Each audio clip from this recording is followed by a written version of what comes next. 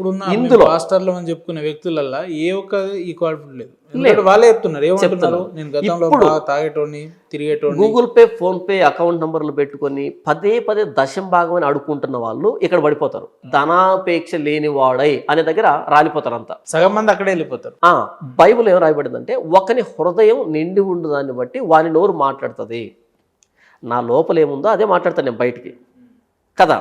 ఎంతసేపు దశం భాగం కానుకలు దేవుడికి ఇవ్వండి, మీరు ఇస్తే దీవించబడతారు, ఇస్తే ఆశీర్వదించబడతారు, మీరు ఇవ్వలేదు కాబట్టి అని అంటున్నావంటే నీ లోపలంతా డబ్బే ఉంది, ధనాపేక్ష ఉంది. కాబట్టి నువ్వు పాస్టర్గా డిస్క్వాలిఫై. ఒక పాస్టర్కి జీతం ఇవ్వాల్సింది దేవుడు. ఎందుకంటే ఆయన నన్ను ఉద్యోగానికి పెట్టుకున్నాడు. నాకు జీతం ఎవరు ఇవ్వాలి? ఆయన ఇవ్వాలి. ఎలా ఇస్తాడు? దేవుడికి మీకు ఏమైనా ట్రాన్సాక్షన్లు జరుగుతాయా? దేవుడు ఎలా ఇస్తాడు అని అంటే,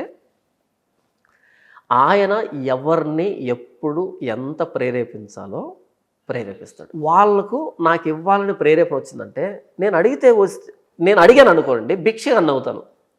నేను అడిగితే ఏమవుతాను? భిక్షగాన్ని అవుతాను. ఆయన ప్రేరేపిస్తే నేనేమవుతాను? పాస్టర్ని అవుతాను. నేను దేవుణ్ణి అడుగుతాను, ప్రార్థన చేస్తాను, ప్రభువా నాకు పలానా అవసరం ఉంది అని అడుగుతాను. ఇది నా హక్కు, నా హక్కు ఇది. ఆయన అడగడు, ఎందుకంటే ఆయన నన్ను పిలిచాడు కాబట్టి. నేను అడిగింది రేపు నా రియాలిటీలో ఇంకొక వ్యక్తి వచ్చి ఇచ్చినప్పుడు అప్పుడు వస్తుంది ఆనందం, దాన్ని కొలవలేము. అది డబ్బుకు మించిన ఆనందం. అలాంటి సంఘటనలు మీ దృష్టిలో జరిగినాయేమన్నా? నిన్న బయలుదేరి ఇక్కడికి వస్తున్నప్పుడు కూడా అడిగాను, ప్రభువా నాకు ఫ్యూయల్ కావాలి. మరి కారుకు ఫ్యూయల్ ఇస్తేనే కదా వస్తుంది, దూరం వస్తుంది. నాకు ఫ్యూయల్ కావాలి. మనుషుల్ని అడగలే, దేవుణ్ణి అడిగాను. అట్లా దేవుడు తీసుకొచ్చి ఇచ్చిండా? నాకు ఇచ్చాడు, ఇస్తాడు, పోషిస్తాడు. 2016లో పరిచర్య ప్రారంభించాను, సేవ ప్రారంభించాను. ఈ రోజు వరకు ఒక్కరిని కూడా చేయి జాపి అడగలేదు, నోరు తెరిచి అడగలేదు. డైరెక్ట్ దేవుడిని అడుగుతారు, దేవుడు వేరే మనుషులు. నా దేవుడికి ప్రార్థన చేస్తున్నాను, ఆయన నాకు ఇప్పిస్తున్నాడు, కడుపు నిండా భోజనం పెడుతున్నాడు, భవిష్యత్తులో కూడా పెడతాడు. పెట్టకపోయినా దేవునికే స్తోత్రం. ఆయన నమ్మకమైన యజమానండి. నేను కొన్ని సందర్భాల్లో సోమర్థనంగా పని చేయడం మానేసిన సందర్భాలు ఉన్నాయి, కానీ ఆయన జీతం ఇవ్వడం మానేసిన సందర్భం లేదండి. నమ్మకమైన యజమానండి. నా బలహీనతను అర్థం చేసుకునే యజమానండి. పనివాడు జీతానికి పాత్రుడు అని చెప్పిన ఆయన నమ్మకమైన యజమాని. ఆయన ఇస్తాడు. నా హుందాతనాన్ని నేను మెయింటైన్ చేయగలను. అదే నేను మనుషులను అడుకోవడం ప్రారంభించాను అనుకో, ప్రత్యక్షంగాను పరోక్షంగాను ఈ దశం భాగాల పేరుతోనే ఇలా అడగడం స్టార్ట్ చేశాను అనుకోండి, భిక్షగా అవుతానండి. ఇంత గట్టిగా మాట్లాడేవాడిని కాదు. అందుకనే చాలామంది నన్ను క్వశ్చన్ చేయలేరు. నువ్వు కూడా అడుక్కుంటున్నావు కదా అని అనలేరు నన్ను. నువ్వు కూడా సంపాదిస్తున్నావు అనలేరు నన్ను. ఎందుకంటే వాడు అడగడం, ప్రూఫ్ లేదు. కానీ ఇప్పుడు నేను సతీష్ కుమార్ అన్నానా, నేను ప్రూఫ్ చూపించాల్సి అక్కర్లా, మీరే చూపిస్తారు. 100 వీడియోలు చూపెడతారు, చూడు ఎలా అడుగు తింటున్నాడు అని మీరే చూపెడతారు. లేదా ఇంకొక పాస్టర్ని, పెద్ద పాస్టర్గా పిలువబడుతున్న వాళ్ళందరినీ చూడు ఎలా అడుగు తింటున్నారని మీరే అంటారు. ప్రూఫ్స్ అక్కర్లేదు. 2000 వీడియోలు ఉన్నాయి. 100 సార్లు వెతకండి. ఒక్క చోట కూడా నాకు డబ్బు ఇవ్వండి, నేను కష్టాల్లో ఉన్నాను, నేను నా దేవుని సేవకు ఇవ్వండి నేను ఎప్పుడు అడగలే. దేవుని సేవకు మిమ్మల్ని నేను ఎందుకు అడుగుతాను? ఆయన్ని అడుగుతాను. ఆయన ఎవరిని ప్రేరేపిస్తాడో, ఎలా ప్రేరేపిస్తాడో, అది ఆనందం అంటే, అది గర్వం అంటే, అది అతిశయం అంటే. దేవుడు ఇస్తున్నాడు తీసుకుంటున్నా అనేది అతిశయం. అంతేగాని మనుషుల్ని ప్రేరేపించి వాళ్ళ దగ్గర నుంచి లాక్కొని అది అడుక్కు తినే లక్షణం. అది ఇప్పుడు చాలా మంది అదే. మీకు మాట చెప్పనా, ఈ 3 నెలల క్రితం ఎప్పుడైతే ప్రవీణ్ పగడాల గారు, ఆయన పాస్టర్ కాదు, ప్రవీణ్ పగడాల గారు పాస్టర్ కదా, ఆయన అపాలజిస్ట్. చాలా మంది తప్పుగా అపార్థం చేస్తున్నారు. అపాలజిస్ట్ ఆయన బిజినెస్ మ్యాన్. ఎప్పుడైతే ఆయన చనిపోయాడో, ఆ చనిపోయినప్పుడు అందరూ ఒకవైపు వచ్చారు. ఎందుకు ఒకవైపు వచ్చారు చెప్పమంటారా? ప్రజలు దీన్ని ఇలాగే నమ్ముతున్నారు కాబట్టి ఇలాగే నమ్మేటట్టు మనం ఉంచితే వాళ్ళ మన్ననలు, వాళ్ళ అభిమానం మనకు ఉండనే ఉంటుంది, వాళ్ళు మనకి ఇస్తారు. ఇలాంటప్పుడు మనం వ్యతిరేకంగా మాట్లాడితే, వాళ్ళు ఇవ్వకపోతే మనం ఎలా బ్రతకాలి, వాళ్ళు అన్సబ్స్క్రైబ్ చేస్తే మనం ఎలా సర్వైవ్ కావాలి, వాళ్ళు మీటింగ్కి పిలవకపోతే మనం ఎలా బ్రతకాలి, వాళ్ళు చర్చికి రాకపోతే ఎలా బ్రతకాలి అనేటువంటి అక్కడ నిలవబడి ప్రజలు నమ్ముతున్నారు, మనం కూడా అలాగే ఉందాం అనేటట్టుగా ఒక వైపు తీసుకున్నారు. నేను ఒక్కడనే అప్పటికి ఇంకా పోలీసులు రిపోర్ట్ ఇవ్వలేదు. నేను చెప్పిన 3వ రోజు ఏమో ఇచ్చారు రిపోర్ట్. 3వ రోజు 4వ రోజు ఇచ్చారు. వాళ్ళు పోలీసులు కూడా రిపోర్ట్ ఇవ్వకముందే ఫస్ట్ సీసీ కెమెరాలు ఫుటేజ్ రిలీజ్ అయింది. దాన్ని ఆధారం చేసుకొని జరిగిన విషయాలన్నిటినీ అనాలిసిస్ చేసి స్పష్టంగా ఏం చెప్పారంటే, తమ్మునేలు ఏం పెట్టారంటే, తమ్మునేలు కాదు దాన్ని ఏం చెప్పారంటే 100% అయి ఉండొచ్చు, జరిగి ఉండొచ్చు, ఇలా అనుకుంటున్నాను, దేవుడు నాకు ఇలా చెప్పాడు, నాకు కల వచ్చింది అని నేను చెప్పను. అలాంటి సొల్లు మాటలు నేను ఎప్పుడు చెప్పలే. నేను ఏదైతే నిర్ధారించుకుంటా దాన్నే మాట్లాడతాను. 100% ఇది ప్రమాదం, హత్య కాదు అని చెప్పాను. ఎందుకు ఎంత ధైర్యంగా మాట్లాడింది తెలుసా? మిమ్మల్ని చాలా మంది వ్యతిరేకించారు కూడా, ఇట్లా మాట్లాడతాడు, అందరూ వ్యతిరేకించారు, నన్ను బ్యాడ్ చేసే ప్రయత్నం చేశారు, మీటింగ్లన్నీ క్యాన్సిల్ చేసుకున్నారు. నేను ఒక మీటింగ్కి వెళ్తే ఒక పేపర్లో వ్రాసి ఎలా బయట తిరుగుతావో చూస్తాను, కాలు చేతులు విరిచేస్తాను, ఎక్కడ తిరుగుతావో నాకు తెలుసా అనేటట్టుగా బెదిరించి ఇంకొకసారి కనుక మాట్లాడితే అని ఇంత పెద్ద పేపర్ రాసి నా కారు వైపర్ ఉంటుంది కదా, ఆ వైపర్కి ఇలా పెట్టి అద్దం మీద పెట్టారు. నేను మీటింగ్ అయిపోగొట్టుకొని ఆ కార్ దగ్గరకు వస్తే పేపర్ ఉంది. ఏంటి ఆ పేపర్ అని చూస్తే ఇలా చదివితే నన్ను పిలిచారు కదా కన్వీనర్స్, వాళ్ళు షాక్ అయ్యారు. ఏంటన్నా ఇంత వ్యతిరేకత, ఇంత దాడి చేస్తామని బహిరంగ అనేటట్టుగా ఆ వ్యక్తి తీసుకున్నాడు దాన్ని. అన్నా నేను తీసుకుంటాను. తర్వాత ఆయన ఫోటో పెట్టాడు. నేనేం చెప్తున్నానంటే, ఇంత వ్యతిరేకతను ఎందుకు నేను ఎదుర్కోగలిగానంటే ఎవరి దగ్గర నుంచి ఏమి ఆశించలేదు కాబట్టి. మీరు అంత స్ట్రాంగ్ ఉన్నారు కాబట్టి మాట్లాడగలుగుతున్నారు. మీ దగ్గర నుంచి నాకేం వద్దు, డైల్యూట్ అయిపోతే ఇబ్బంది అయ్యేది. మీ దగ్గర నుంచి నాకేం వద్దు. మీ ప్రశంసలో విమర్శలో భయపడే, ప్రశంసిస్తే మునగ చెట్టెక్కే స్థితిలో నేను లేను, విమర్శిస్తే అయ్యో డిప్రెషన్కి వెళ్ళే పరిస్థితిలో నేను లేను. నేనేం చేస్తున్నానో నాకు తెలుసు, నేను ఎందుకు చేస్తున్నానో నాకు తెలుసు. నా క్రైస్తవ సమాజం యొక్క క్షేమాభివృద్ధి కోసం, క్రైస్తవులు ఒక తప్పు జరిగినప్పుడు ఒప్పుకోరు అనే సాక్ష్యం కోసం, బయట వాళ్ళు క్రైస్తవులంతా ఇంతే అని కాకుండా కాదు ఆలోచించే వాళ్ళు ఉన్నారు, ప్రశ్నించే వాళ్ళు ఉన్నారు, నిజాన్ని నిర్భయంగా ఒప్పుకునే వాళ్ళు ఉన్నారు అనేటువంటి ఆ విశ్వసనీయత కోసం నేను ప్రయాసపడ్డాను. నా క్రైస్తవ నిలబడింది.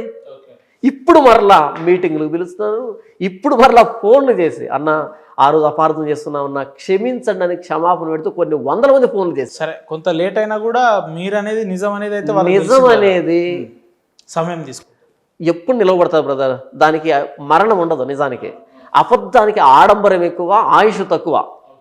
చాలా ఆడంబరం కనపడుతుంది అబద్ధం, కానీ రోజులు గడిచే కొద్దీ చచ్చిపోతుంది అబద్ధం. మన అభినయ దర్శనం ఉన్నాడు. అభినయ దర్శనం నేను ఎప్పుడైతే ఆ వీడియో మాట్లాడానో 100% ఇది ప్రమాదం, హత్య కాదని మాట్లాడాను. ఆ రోజు లైవ్ పెట్టి నన్ను తిట్టాడు బ్రదర్, ఒరే కుక్క అమ్ముడు పోయావు, నువ్వు మతోన్మాదివి, నువ్వు అది నువ్వు ఇదని, 1000 మంది పాసనలు వచ్చి ముట్టడిస్తాం, అది చేస్తాను, ఓ రేంజ్లో ఫైర్ అయ్యాడు. అంత ఫైర్ అయ్యాడు కదా. ఆ వ్యక్తి నోటితో ఆ వ్యక్తే మాకు తెలుసండి, పోస్ట్ మార్టం రాకముందే మాకు తెలుసండి, అయినా సరే మేము ఒక స్టాండ్ తీసుకున్నామండి, అది ఒప్పుకుంటే క్రైస్తవం బ్యాడ్ అవుతుందని అలా తీసుకున్నామండి అనేటట్టుగా ఆ వ్యక్తి నోటితో ఆ వ్యక్తే ఒప్పుకున్నాడు. ఆ రికార్డింగ్లు బయటకు వచ్చి మాట్లాడుతున్నారా? రెగ్యులర్ టచ్ లో ఉంటాడా? ఎందుకు మాట్లాడతాను కదా, ఇలాంటి బెగ్గర్స్తో నేను ఎందుకు మాట్లాడతాను? ఇలాంటి దొంగలతోనూ బెగ్గర్స్నే మాట్లాడను. మీకు మాట చెప్పనా, ఈ అభినయ దర్శన్ అనే వ్యక్తి ఒక ఛానల్ పెట్టాడు. ఆ ఛానల్ పేరేంటి, సిపిఎఫ్ టీవీ అంట. సిపిఎఫ్ టీవీ అని పెట్టాడు, క్రిస్టియన్ ప్రొటెక్షన్ ఫోర్స్ అంటాడు. నేనేమో పెట్టుకున్నానంటే దాన్ని సిపిఎఫ్ అంటే చచ్చిపోయిన వాళ్ళ దగ్గర పైసలు ఏరుకునే ఫెలో అని. సిపిఎఫ్ అంటే అంతే. సి అంటే చచ్చిపోవడం, పి అంటే చచ్చిపోయిన వాళ్ళ మీద పైసలు ఏరుకునే ఫెలో, శవాల మీద పేలాలు ఏరుకునే వ్యక్తి, అది దాని అర్థం. ఎందుకు అట్లా అనాల్సి వచ్చింది మరి మీరు? అదే కదా ఆ వ్యక్తి చేస్తున్నది, ఆ వ్యక్తి చేస్తుంది అదే కదా. మీరు ఎట్లా అభినయ దర్శన్ పైసలు వసూలు చేస్తాడని మీకు ఆ వ్యక్తి చచ్చిపోయిన వాళ్ళ మీద డబ్బులు ఏరుకుంటున్నాడని చెప్పడానికి పిహెచ్డి చేయాలేంటి? చచ్చిపోయిన వాళ్ళ మీద డబ్బులు సంపాదిస్తున్నాడని చెప్పడానికి పిహెచ్డి చేయాలా? ఇప్పుడు నేను అర్జెంటుగా వెళ్ళి కామన్ సెన్స్ బ్రదర్ అది. ఆయన జపం చేసి మీకు మాట చెప్పను, 50 కోట్లు నష్టం బ్రదర్ ఆ కుటుంబానికి ఇన్సూరెన్స్. ఈ బెగ్గర్ చేసిన బెగ్గింగ్ చేస్తులకి 50 కోట్లు బ్రదర్, 50 కోట్లు ఇన్సూరెన్స్ పోయింది బ్రదర్ ఆ వ్యక్తికి. ఆ రోజు మొదటి రోజు వాళ్ళ ఫ్యామిలీ వచ్చి ఇది యాక్సిడెంట్ అని రాస్తే, యాక్సిడెంట్ రాస్తే, ఎందుకని ఇన్సూరెన్స్ కోసం రాస్తే, వీడు అతి చేసి దాన్ని చింపి అందరిని రెచ్చగొట్టి చివరికి ఆవిడ్ని అనుమానించే దగ్గర తీసుకొచ్చాడు వ్యవహారాన్ని. భార్య సహకరించట్లేదంటే ఏదో ఉంది ఇక్కడ అనేటట్టుగా బయట వాళ్ళకు పోర్ట్రే చేసేదాన్ని చిత్రీకరించి ఆవిడ బలవంతంగా పోస్ట్ మార్టంకు అంగీకరించేటట్టుగా చేసి ఆ పోస్ట్ మార్టం రిపోర్ట్ అంతా ప్రపంచం అంతా తెలిసేటట్టుగా 50 కోట్లు నష్టం బ్రదర్. ఈ బెగ్గర్ చేసిన పనికి మాటిమాటికి బెగ్గర్ అని అనకండి, వినడానికి కూడా కొంత మరి బెగ్గింగ్ చేసే వాళ్ళు ఏమంటారు బ్రదర్? ఐఏఎస్ ఆఫీసర్ అంటారా? ఆయన పాస్టర్ అంటున్నాడు, పొద్దున్న లేస్తే బైబిల్ వినండి, బెగ్గింగ్ చేసే వాళ్ళని బెగ్గర్ అంటారు, అది వాళ్ళ పదము. మరి పాస్టర్లను ఏమంటారు? పాస్టర్ అంటారు. ఆయన పాస్టర్ అనే అంటున్నాడు. అభినయ్ చేసిన పాస్టర్ అని ఆ వ్యక్తి ఆ కాల్ రికార్డింగ్ ఏమన్నాడు? నాకు చర్చి లేదు అన్నాడు. అన్నాడు అనలేదా? కాల్ రికార్డింగ్ లో నాకు చర్చి లేదు అన్నాడు. పొలిటికల్ పార్టీ పెడుతున్నాం. నా దగ్గర మంద లేదు బ్రదర్, ఒక్క గొర్రె కూడా మంద లేదు నా దగ్గర. నేను కాపర్ని అంటే కాపర్ అని ఎవరిని అంటారు? ఒక 200 గొర్రెలు ఉండాలి, లేదా కనీసం ఒక 2 గొర్రెలు అయినా ఉండాలి, ఒక్క గొర్రె అయినా ఉండాలి, ఒక దొడ్డు ఉండాలి, అందులో గొర్రె ఉండాలి. అప్పుడు నేను కాపర్ని అంటే ఓకే, చెప్పాల్సిన అక్కర్లేదు, కాపర్ అని అనుకుంటాం మేము. ఒక గొర్రెనో మేకనో తీసుకొని పోతుంటే అలా తీసుకొని వస్తుంటే వీడు కాపరే అని అనుకుంటాం మేము. ఒక్క గొర్రె లేదు, నీకు దొడ్డి లేదు, కాపర్ అంటే ఏంటి? ఏదైనా టైటిల్ నా తెలుగొడుతాను. నాకు చర్చి లేదని చెప్పింది నువ్వే కాల్ రికార్డింగ్ లో. పోనీ చర్చి ఉంటే ఎక్కడుందో చెప్పు. హైదరాబాద్లో ఉందా? ఎక్కడ? అడ్రస్ ఎక్కడ? రాజమండ్రిలో ఉందా? అడ్రస్ ఎక్కడ? కడపలో ఉందా? అడ్రస్ ఎక్కడ? లేదు. కొద్దికాలం ట్రై చేశాడు పాపం, వర్కౌట్ కాలే. కొద్దికాలం ట్రై చేశాడు. నేను సినిమాలో నటించాను, ఏ ఉల్పా సినిమాలో నటించాడో తెలియదు ఎవరికి, తెలియదు నిజంగానే. ఆ సినిమాలు అంటే ఎవరికి తెలియదు. నేను సినిమాలో నటించాను. మా కడపలో బ్యానర్ వేశాడు బ్రదర్, దేవుడు సేవ చేస్తున్న పాస్టర్ అభినయ్ దర్శన్ పెద్ద బోర్డు వేస్తున్నాడు. అందరూ అనుమానం ఏంటంటే ఏమి సినిమా ఏమి సినిమా ఏమి సినిమా అని. ఎవరికి తెలియదు. చాలా మంది ఏమి సినిమా తీశాడు అని. అది మనోడు గుర్తింపు. అంటే నేను పాస్టర్ అని చెప్పి సర్వైవ్ కాలేని అసమర్థుడు కాబట్టే సినిమాలో నుంచి వచ్చానని రాసుకుంటున్నావు. ఎట్లా మీరు ఎట్లా పాస్టర్ అయ్యారంటే మా నాన్నగారు పాస్టర్ కాబట్టి నేను కూడా పాస్టర్ అని అన్నాడు ఆయన నా ఇంటర్వ్యూ. భలే ఉంది. మా తాతలు నెయ్యి తాగారు, మా మూతి వాసన చూడ అన్నట్టుంది ఇక్కడ. మా తాత నెయ్యి తాగాడు, మా మూతి వాసన చూడ అన్నట్టుంది ఇక్కడ. అంటే మీ తాత నెయ్యి తాగితే నీ మూతి వాసన వస్తుందా ఏంటి? నీ మూతి వాసన వస్తే మీ తాత తాగాడని అర్థమై ఏంటి? మీ నాన్న పాస్టర్ అంటే ఎవరైనా ఆయనకున్న విశ్వసనీయత ఏంటి? ఎక్కడ పరిచయం చేశాడు? వెళ్ళి చూడండి బ్యాక్గ్రౌండ్లోకి వెళ్ళి. నాకు తెలుసు, నేను మాట్లాడాను దాని గురించి. స్టడీ చేసినట్టున్నారు. నేను లైవ్ పెట్టాను, లైవ్ పెట్టి చెప్పాను, ఒరే అభినయ్ ఇంకొకసారి ఒక్కో మొరిగినట్టు మొరిగామనుకో మీ నాన్న దగ్గర నుంచి మొదలు పెడతా అని చెప్పాను. వీడియో ఉంటుంది చూడండి.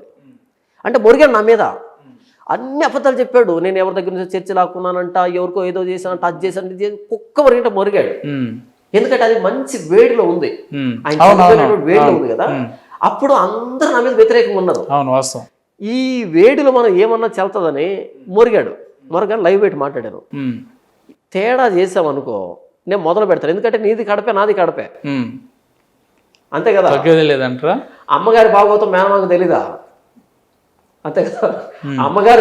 అమ్మగారి భాగవతం. కానీ మీలాంటి పాస్టర్లు దేవుని యొక్క గొప్పతనం ప్రజలకు చెప్పాల్సింది పోయి ఇంకా మీరే వ్యక్తిగతంగా దూషణలు చేసుకుంటూ వీడియోలు పెట్టుకుంటూ కొట్టుకుంటూ అంటే ఎటు పోతుంది? మంచి ప్రశ్న అడిగా ఉపేంద్ర. అంటే మీరే కొట్టుకుంటే అంటే ఇంతసేపు మంచిగా అడగలేదు అన్న. ఇది పనికొచ్చే ప్రశ్న, చాలా మందికి ఉండేటువంటి ప్రశ్న ఇది. పాస్టర్లుగా మీరు అనుకుంటున్నారేంటి? Okay right. చర్లపల్లి జైలు ఉందా? చర్లపల్లి జైలు ఉంది, లేకపోతే తిహార్ జైలు ఉంది, లేకపోతే ప్రతి మండలానికి ఒక పోలీస్ స్టేషన్ ఉందబ్బా. ఇంత పోలీస్ స్టేషన్లో ఉన్న వాళ్ళంతా ఇండోనేషియా వాళ్ళు, బంగ్లాదేశ్ వాళ్ళు, పాకిస్తాన్ వాళ్ళు, అమెరికా వాళ్ళు వీళ్ళు ఉన్నారా, లేకపోతే మన ఇండియన్స్ ఉన్నారా లోపల? ఇండియన్స్. అదేంటి మన ఇండియన్స్ మనమే లోపల పెడతామా? మన ఇండియన్స్ మీద మనమే కేసు పెట్టి, మన ఇండియన్స్ మీద మనమే కోర్టుకు నడిపించి, మన ఇండియన్స్ మీద మనమే యావజ్జీవ కఠిన కారాగార శిక్షలు వేసి, ఉరి శిక్షలు వేసి మనం చేయొచ్చట మన ఇండియన్స్ని? తప్పు చేస్తున్నారు కాబట్టి శిక్ష పడాల్సిందే అన్నట్టు. అంటే మన ఇండియన్స్ అని తప్పు దగ్గర చూడం, అంతే కదా. జేబు దొంగలు ఉన్నారు జాగ్రత్త అని కింద పాకిస్తాన్ ఫోటో ఎందుకు పెట్టేది మీరు? ఇండియా వాళ్ళ ఫోటో ఎందుకు వేస్తున్నారు మీరు అసలు? అంటే జేబు దొంగలు ఇండియాలో కూడా ఉంటారు, మర్డర్ చేసే వాళ్ళు ఇండియాలో కూడా ఉంటారు. అందుకని పెద్ద పెద్ద జైలు పెట్టారు. తిహార్ జైల్లో ఉండే వాళ్ళు ఎవరు ఇంతకీ? అపర మేధావులు. 200 కోట్లు 300 కోట్లు స్కామ్ చేసిన తిహార్ జైల్లో ఉంటారు. అంత మేధావిని తిహార్ జైలు ఎందుకు పెట్టావు? భారతీయుడే మళ్ళీ భారతీయుడే. ఇక్కడ మనం మీరు పాస్టర్లా కాదు ప్రశ్న. వాక్యానికి పక్కకి వెళ్తున్నావా, వాక్యానికి సమాంతరంగా వెళ్తున్నావా, అదే ప్రశ్న. ఇది ప్రమాణం. ఈ ప్రమాణాన్ని మీరినప్పుడు వాడు పాస్టరో విశ్వాసో ఇంకొకడో చూడం. దీన్ని మీరినప్పుడు చూడం అబ్బా, అంతే. దీన్ని మీరినప్పుడే గౌరవం. దీన్ని మీరితే పాస్టర్ అంటే అంతమించే ప్రశ్నతో అంటే నువ్వు పాస్టర్వి, నేను పాస్టర్ని, కాబట్టి నువ్వు ఏ దరిద్రం చేసి నేను చూస్తూ ఊరుకుండాలనా? ఇదేమన్నా అత్తగారి ఇలా క్రైస్తవం అంటే నీ ఇష్టం వచ్చినట్టు నువ్వు బిహేవ్ చేయడానికి, నా ఇష్టం వచ్చిన నేను బిహేవ్ చేయడానికి కాదు. మరి ఇది ఎందుకు? ఇప్పుడు 2 2 4 అని టీచర్ బోర్డు మీద చెప్పింది. తనకి పిల్లలే ఫీజు ఇస్తున్నారు, వాళ్ళు ఇచ్చే ఫీజే తను తీసుకుంటుంది. ఎగ్జామ్ పెట్టింది, 100 మందికి ఎగ్జామ్ పెడితే 99 మంది రాశారు. 2 2 5 అని ఒకటి రాశాడు, 6 అని ఒకటి రాశాడు, 3.9 అని ఒకటి రాశాడు, 1 అని ఒకటి రాశాడు, 100 అని ఒకటి రాశాడు. ఒక్కడ మాత్రం 2 2 4 అని రాశాడు. ఇప్పుడు ఆవిడ 99 మంది తప్పు రాశారు, వీళ్ళందరికీ రెడ్ పెన్తో ఇంటూ కొడితే వీళ్ళు ఇచ్చే డబ్బే కదా మనం తీసుకుంటున్నది, మన స్కూల్ పరువే కదా పోయేది, 99 మంది ఫెయిల్ అయ్యారంటే అని అన్నిటికీ రైట్ కొట్టుకుంటూ పోయింది అనుకో. అదే నిజం అనుకుంటున్నాను. అప్పుడు నువ్వు ఏం తయారు చేస్తున్నావు అంటే పనికి రాని ఇంజనీర్లను తయారు చేస్తున్నావు, పనికి రాని డాక్టర్లను తయారు చేస్తున్నావు, పనికి రాని ప్రొఫెసర్లు తయారు చేస్తున్నావు, పనికి రాని రాజకీయ నాయకులు తయారు చేస్తున్నావు, అసమర్థులను తయారు చేస్తున్నావు. 99 మంది తప్పు రాసినా, 100 మంది తప్పు రాసినా, అది నీ స్కూల్ అయినా వాళ్ళే నీ ఫీజు ఇచ్చినా ఇంటూ కొట్టాలి, అది నీ బాధ్యత, నీ వృత్తి ధర్మం. అలాగే నేను పాస్టర్ అబ్బా, దీనికి తేడాగా కనిపించాడు, ఆడికి రెస్పెక్ట్ ఇవ్వను, వాడిని ఎక్స్పోజ్ చేస్తాను, వాడి గురించి మాట్లాడతాను. ఓకే, నేను మాట్లాడింది తప్పు అనిపిస్తే బైబిల్ తీసుకొని నేను మాట్లాడింది ఎలా తప్పో నిరూపించు, అంత సామర్థ్యం లేకపోతే సైలెంట్ కూర్చో. అంతేగాని పాస్టర్లే అంటే అనకూడదా? పాస్టర్లే అనకూడదా? పాస్టర్ ఇంకో పాస్టర్ అంటున్నాడంటే నీకు అంత ఇంట్రెస్ట్ ఉంటే కూర్చొని ఎవరిది వాస్తవం ఆలోచించు, నాకు అంత టైం లేదంటే ఓకే నీ పని చేసుకో. అంతేగాని పాస్టర్లు అనుకుంటారంటే అంటాం, ఎందుకంటే మాకు ఒక ప్రమాణం ఉంది. ఇది లేకపోయి ఉంటే ఓకే ఆయనకి ఎలా అనిపించింది, నాకు ఎలా అనిపించింది అనుకుంటాం. ఇది ఉంది కాబట్టి నీకు అనిపించింది నువ్వు చేసేదానికి వీల్లేదు, నాకు అనిపించింది నేను చేసేదానికి వీల్లేదు. ఇద్దరం కలిసి దీని దగ్గరికి రావాలి, దీనికి సాగిలు పడాలి, ఇది చెప్పినట్టు చేయాలి, అంతేనా?